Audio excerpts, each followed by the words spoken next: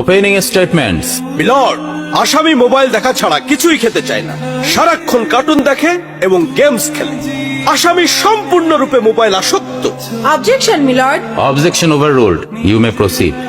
আসামি তার বাবার মোবাইল দেখতে দেখতে হাত থেকে ফেলে ডিসপ্লে ভাঙারও রেকর্ড আছে। মহামান্য আদালতের কাছে আসামির সর্বোচ্চ শাস্তি আজীবন মোবাইল নিষিদ্ধ করা জোর দাবি জানাচ্ছে।